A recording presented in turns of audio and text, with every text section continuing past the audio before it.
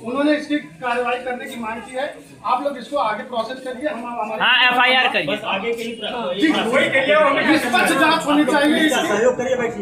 हत्या किए हैं। पंखा वहाँ पर इतना नीचे है कि हम वहाँ पर जब चौकी पर चढ़े हम खुद ऊपर हो गए हैं पंखे से, और जो कि मेरे पापा मुझसे 4 इंच खुद बड़े हैं।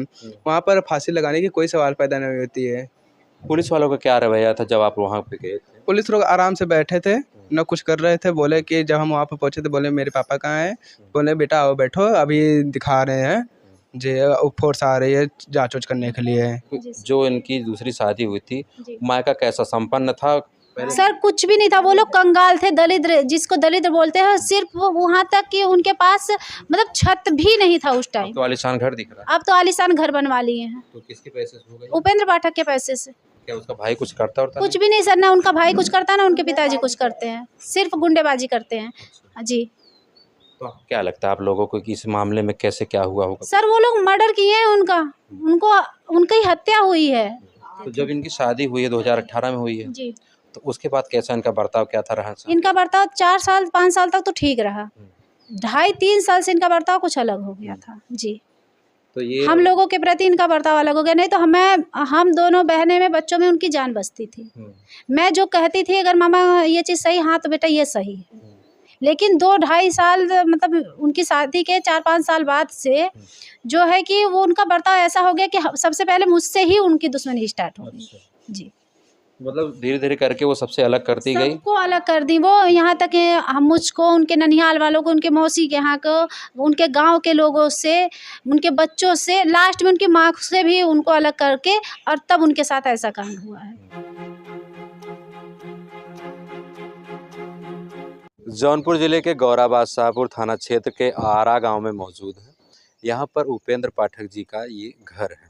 बीते दिनों 30-31 जुलाई की रात में वो अपने ससुराल में गए हुए थे। अपने सास की ऐसी सूचना थी कि सास की तबीयत खराब है, उसके बाद गए हुए थे, जहाँ से उनकी लाश सुबह बरामद होती है। लोगों का कहना था कि वो आत्महत्या करते हैं, लेकिन परिवार वालों का कहना है कि उनकी जो पत्नी थी, दूसरी पत्नी है, उन्होंने हत्या की। हालांकि उपेंद्र पाठक जी दूसरी शादी किए हुए थे, पहली पत्नी उनकी इस समय मौके पर नहीं है। उनके बच्चे हैं, उनके बच्चों का ये आरोप है कि जो उनकी पहली दूसरी पत्नी है उनका खेत बाड़ी सब बिचवा दी थी, सारी प्रॉपर्टी बिकवा दी थी। उसी प्रॉपर्टी के पैसे को लेन देन कर उनकी जो है हत्या हुई है। कैसे क्या है पूरा मामला, आइए हम बात करते हैं। और जिस तरह से ये घटना सामने आई है वो अपने आप में एक बड़ा सवाल खड़े करती है। आइए बात करते हैं हम पीड़ित परिवार से और घटना को आपको हम पूरी जानकारी। बातचीत करने के लिए उपेंद्र पाठक यानी बॉबी जी की माँ हैं, और राधिका आपका नाम है ना।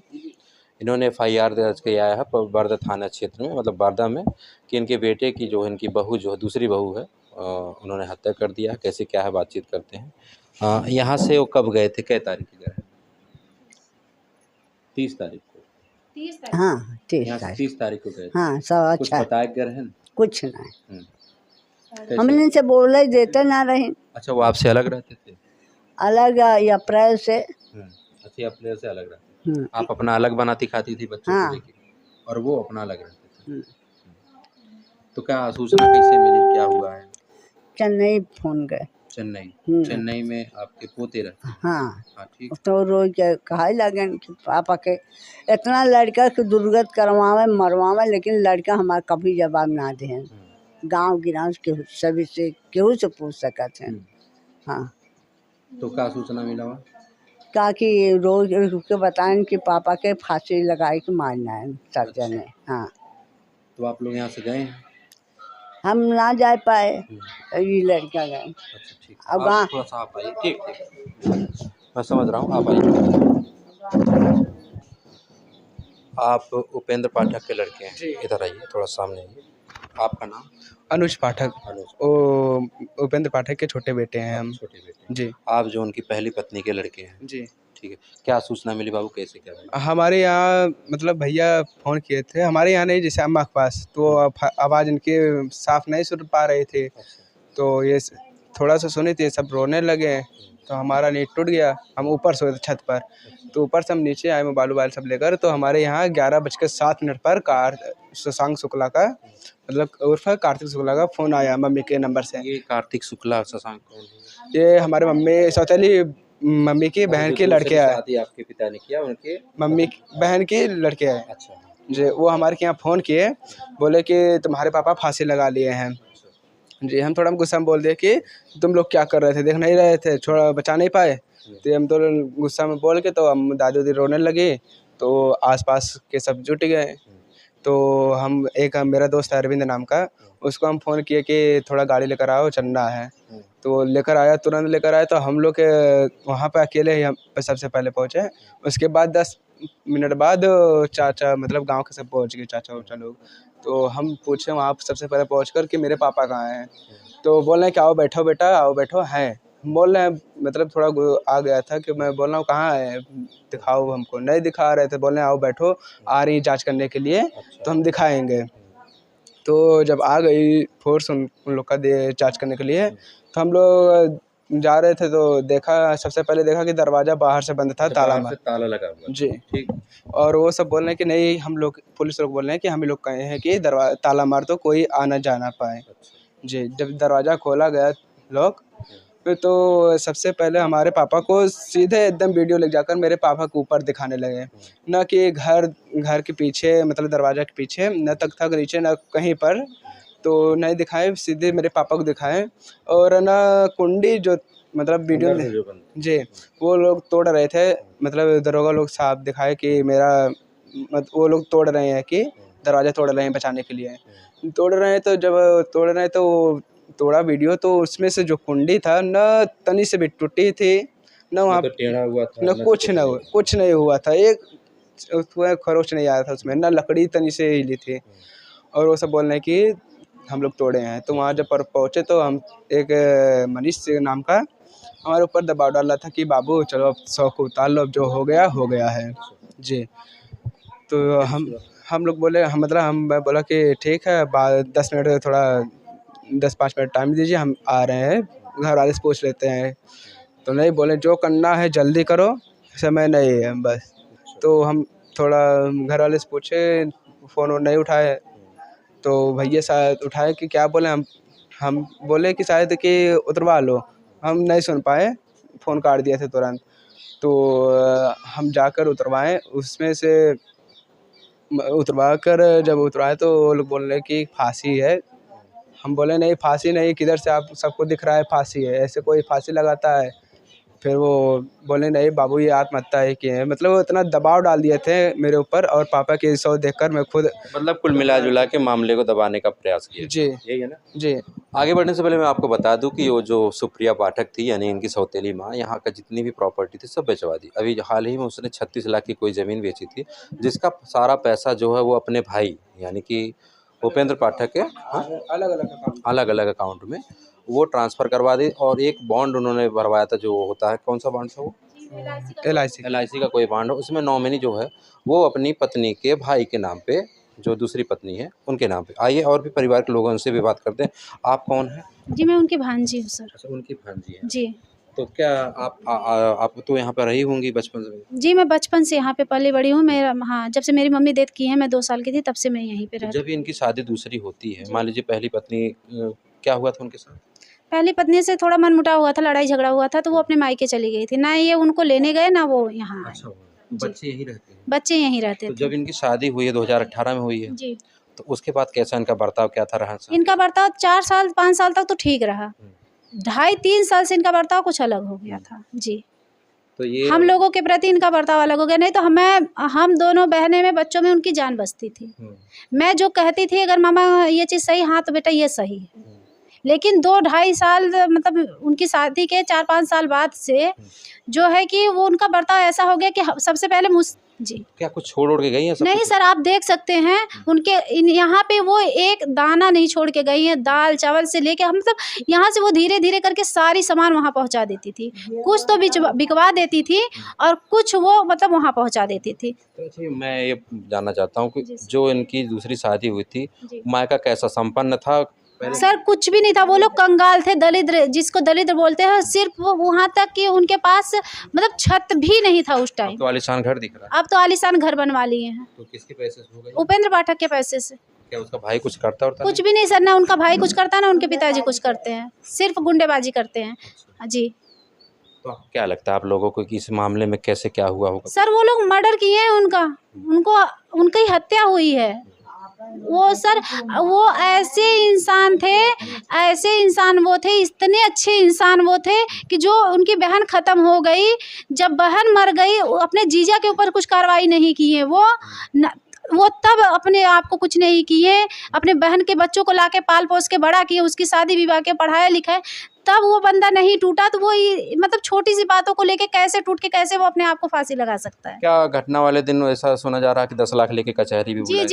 जी सर, वो ऐसा है कि ये मैटर सुनने में आया। मैं भी वहाँ पे प्रेजेंट नहीं थी उस टाइम, मैं दिल्ली में रहती हूँ, मैं यहाँ पे प्रेजेंट नहीं थी उस टाइम, लेकिन मुझे भी सुनने में आ रहा है कि उनको 10 लाख लेके उनके साले उनको कचहरी में बुला रहे थे कि आप 10 लाख लेके आप कचहरी आ जाओ।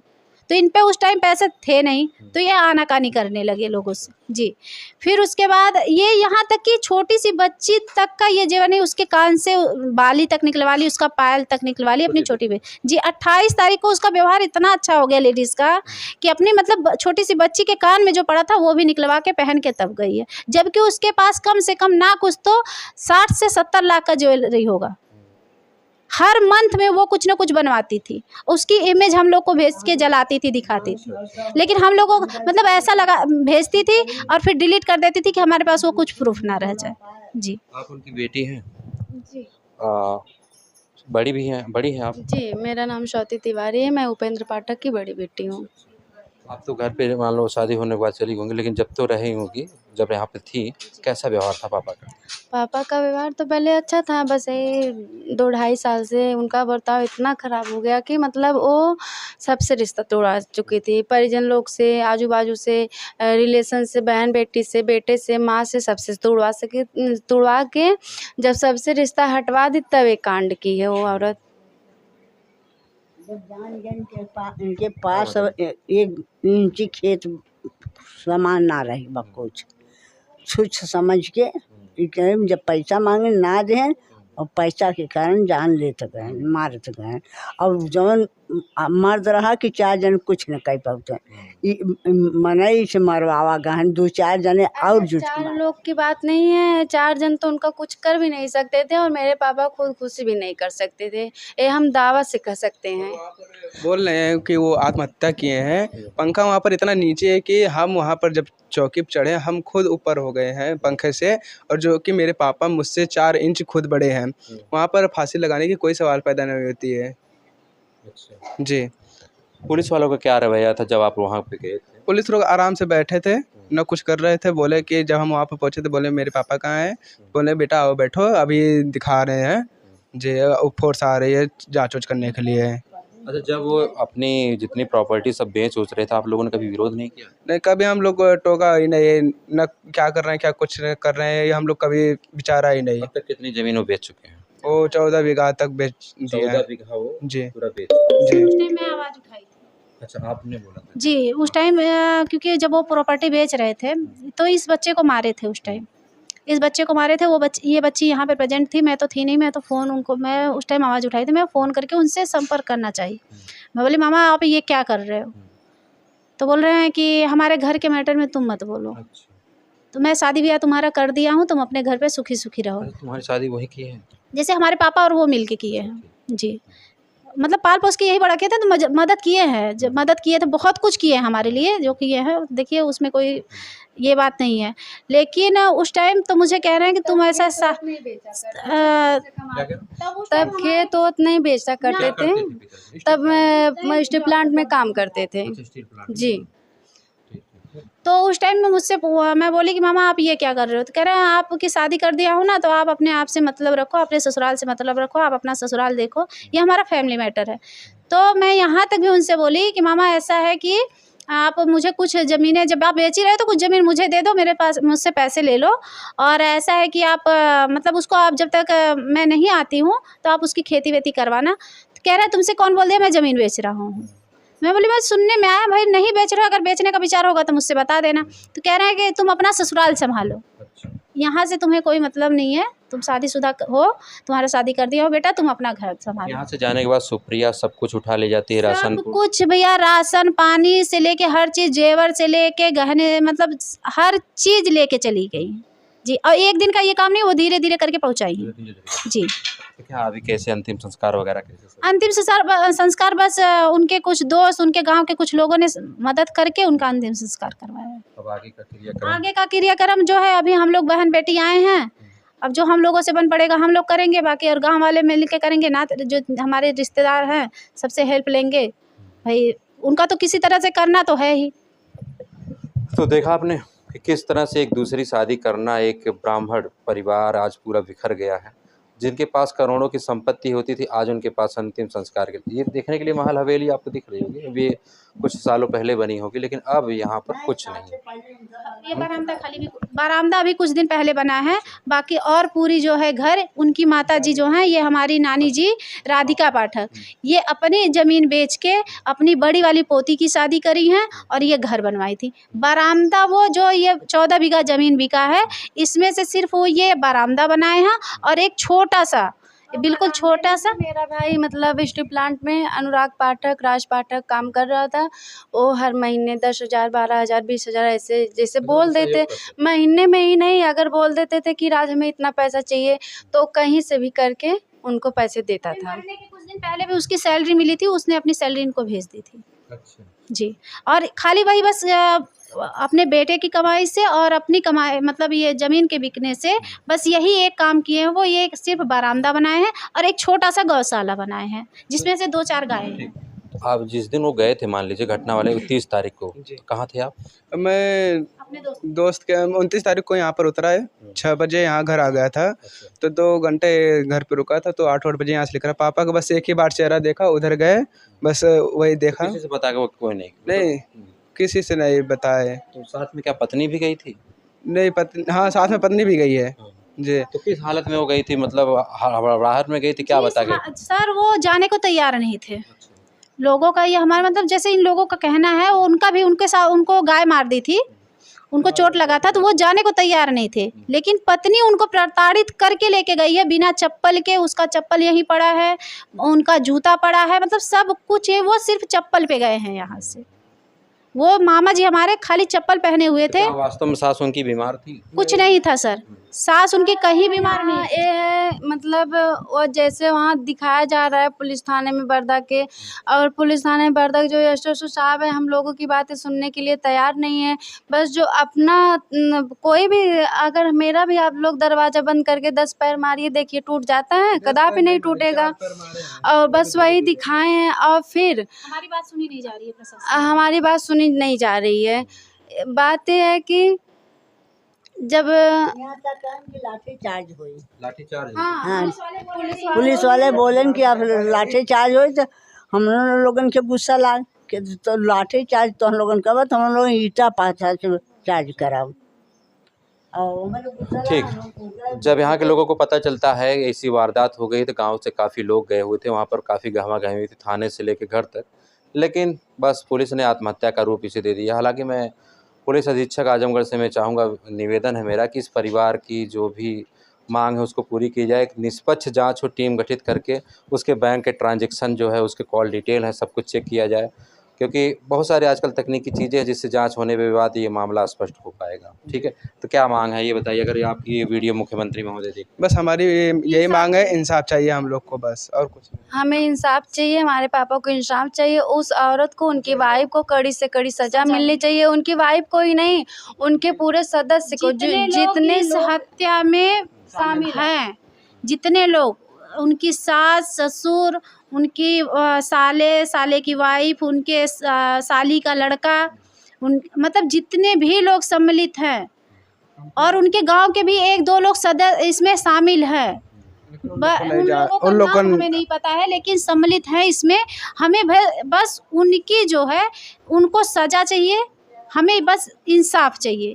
हम चाहते हैं कि कार्रवाई आगे बढ़े, बस हमें यहाँ से नहीं सुनवाई हो रही है, तो हमारी यही गुजारिश है, ऊपर तक के बात जाया जाए। हमें इंसाफ चाहिए, किसी भी तरह हमें इंसाफ चाहिए, क्योंकि हमारे अब कोई सहारा नहीं, कोई रह नहीं गए। कार्यकर्ता हमारे पिता से उपेंद्र पाठक चले गए हैं, हम लोग एकदम सहारा बेसहारा हो गए हैं। और हाँ, हम लोगों को थोड़ा डर बना है कि जो औरत अपने पति को, जिसका वो पूरा दौलत खाती थी, जिसका कमाई खाती थी, जिसकी प्रॉपर्टी पे ऐश करती थी, जब वो औरत वो इंसान का नहीं हुआ तो हम लोग तो सौतेले हैं। इसलिए हम लोगों को सुरक्षा चाहिए।